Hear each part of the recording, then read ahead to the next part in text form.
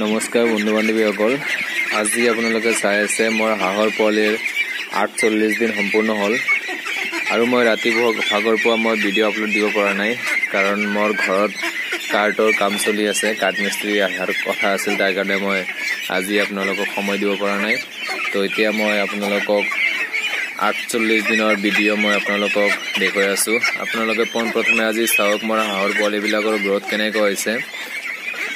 আৰু ওজনটো মই কালি ইহঁতক জুখিছিলোঁ, ওজনটো মোৰ 800 গ্ৰাম 850 গ্ৰাম হৈছে আৰু কিছুমান অলপ সৰু চাইজৰ আছে, তো সেইবিলাক অলপ কম আছে। গতিকে মেক্সিমাম যোনটো ওজন হয় এইটো 850 গ্ৰাম হয়। তো 48 দিনত এনেকুৱা ওজন হৈছে, আপোনালোকে চাই আছে। আৰু এতিয়া আহক মই হাঁহৰ পোৱালিকেইটাৰ কাৰণে আজি কেনেকুৱা দানা বনাম মই আপোনালোকক দেখুৱাই আছোঁ।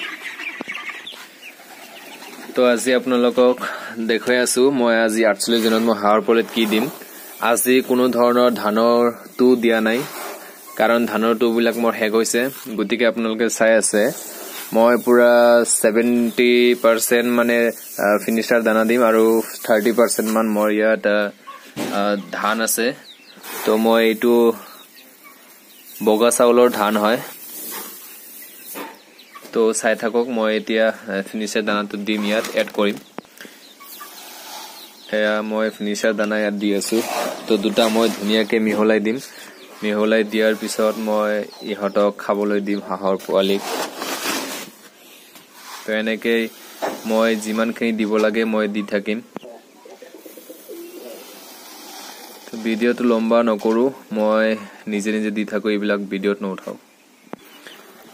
ইতিমধ্যে মোৰ দানা আৰু ধান মিহলা হৈ গ'ল, ধুনীয়াকৈ মিহলাই দিছোঁ। আপোনালোকে চাই আছে এনেকৈ মিহলি হৈছে। এতিয়া মই দানাবিলাকক হাঁহৰ পোৱালিবিলাকক দিম, আপোনালোকক দেখুৱাই যাওঁ। আৰু এটা কৈ দিওঁ, আজি ৰাতিপুৱা অকল মই লেকজিন পাউডাৰে ব্যৱহাৰ কৰিছোঁ। লেকজিন পাউডাৰৰ বাহিৰে মই এইবিলাক ঔষধ আছে, মই এটা ঔষধো ইউজ কৰা নাই, ব্যৱহাৰ কৰা নাই। কিছুমানে সুধি থাকে, কিছুমানে হাঁহ পালন কৰি আছে, সিহঁতে মোক ফোনৰ মাজেদি কৈ থাকে যে মানে হাঁহবিলাক লেঙেৰা হয়, তাৰপিছত বগা পনীয়া পায়খানা কৰে, কি কৰিব লাগিব। গতিকে পনীয়া পায়খানা যদি কৰে তেতিয়াহ'লে আপোনালোকে লেকজিন পাউডাৰটো 3 দিনৰ পৰা 4 দিনলৈকে খুৱাই দিব। মানে ডক্টৰে যদি আপোনাক কৈছে সপ্তাহত 3 দিন খুৱাব লাগে, যেতিয়া পনীয়া পায়খানাটো কৰিব বগাকৈ, তেতিয়া আপুনি এদিনৰ পৰা 5 দিনলৈকে খুৱাব সপ্তাহত। তেতিয়াহ'লে আপোনালোকৰ হাঁহৰ পোৱালিৰ বগা পনীয়াটো দূৰ হৈ যাব। আৰু দ্বিতীয়টো প্ৰশ্ন হ'ল, কিছুমানে সোধে যে হাঁহৰ পোৱালি লেঙেৰা হৈছে, 2-এটাকৈ লেঙেৰা হয়, মৰ্টেলিটি হৈ আছে। গতিকে লেঙেৰাটো যদি আপোনালোকে কমাব বিচাৰে তেতিয়াহ'লে আপোনালোকে এটা কাম কৰিব, মানে যিকোনো বস্তু এটা যদি হৈ যায় তেতিয়াহ'লে এইটো ঠিক কৰাত অলপ কঠিন হৈ যায়। গতিকে আপোনালোকে আগতীয়াকৈ কিছুমান মেডিচিন খুৱাব লাগে। আপোনালোকে ভিমাৰেলটো সকলোৱে খুৱায়, তাৰ উপৰিও অষ্টবেট এটা আছে, অষ্টবেটটো আপোনালোকে সকলোৱে খুৱাব। অষ্টবেটটো হ'ল হাৰ্ডিৰ কাৰণে ভাল, কেলছিয়াম হয়। গতিকে আপোনালোকে অষ্টবেটটো আগৰ পৰা আগতীয়াকৈ ব্যৱহাৰ কৰাৰ চেষ্টা কৰিব। যদি অষ্টবেট, ভিমাৰেল আৰু লিভাৰ টনিক, লেকজিন পাউডাৰ এইকেইটা ঔষধ যদি আপোনালোকে ঠিকমতে দিয়ে, তেতিয়াহ'লে আপোনালোকৰ হাঁহৰ পোৱালিৰ কোনো ধৰণৰ বেমাৰ আৰু কোনো ধৰণৰ লেঙেৰা এনেকুৱা ধৰণৰ কোনো বেমাৰ দেখা নাপাব। গতিকে আপোনালোকে চেষ্টা কৰিব এইবিলাক প্ৰপাৰ দিয়াৰ কাৰণে। আৰু কিছুমানে এইবিলাক নিদিয়াৰ কাৰণে, মানে চব এই 4টা নিদিয়াৰ কাৰণে সৰু সৰু বেমাৰ ওলাই থাকে, আৰু এই সৰু সৰু বেমাৰবিলাক লাহে লাহে ডাঙৰ হ'বলৈ ধৰে।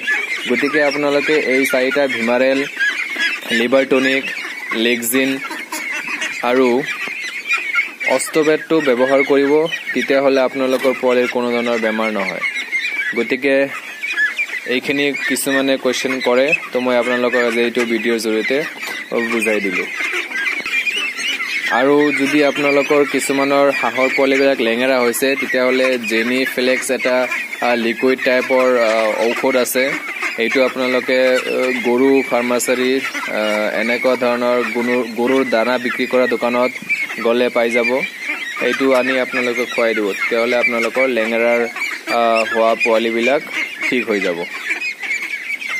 গতিকে আপোনালোকে ভিডিঅ'টো চাই আছে মোৰ ভিডিঅ'টো সাবস্ক্ৰাইব কৰিব সকলো ধৰণৰ ভিডিঅ' মোৰ পৰা পাবলৈ এতিয়া হওক দানাটো খুৱাই দিওঁ তো চাওক ইতিমধ্যে মই ইহঁতক দানা দিলোঁ আৰু এতিয়া মই দানাটো দিছোঁ ইয়াত কোনো ধৰণৰ পানী মই মিহলোৱা নাই মই ডাইৰেক্ট ধান দিছোঁ আৰু ফিনিচাৰ দানাটো দিছোঁ তো ইহঁতে এই বস্তাৰ ওপৰত এনেকৈ দিছোঁ গতিকে ইহঁতে ধুনীয়াকৈ খাই আছে হাঁহৰ পোৱালিবিলাক যেতিয়া খোৱা হ'ব তেতিয়া আমি ইহঁতক পানীৰ ব্যৱস্থাও কৰি থৈছোঁ খোৱাৰ পিছত ইহঁতে নিজে নিজে পানী খাব পানী খোৱাৰ পিছত ইহঁতক ধুনীয়াকৈ মই আকৌ ঘৰত লৈ যাম ঘৰত লৈ ব্ৰডিঙৰ ওচৰত মানে যোনটো ব্ৰডিঙৰ ঘৰ হয় ইয়াতে থকা ঘৰ তাতে মই ইহঁতক সোমাই থ'ম গতিকে আজি আপোনালোকক কওঁ যে মোৰ হাঁহৰ পোৱালিবিলাকৰ ওজন মানে 800-850 গ্ৰাম মান হৈছে মানে হায়েষ্ট 900 গ্ৰাম হৈছে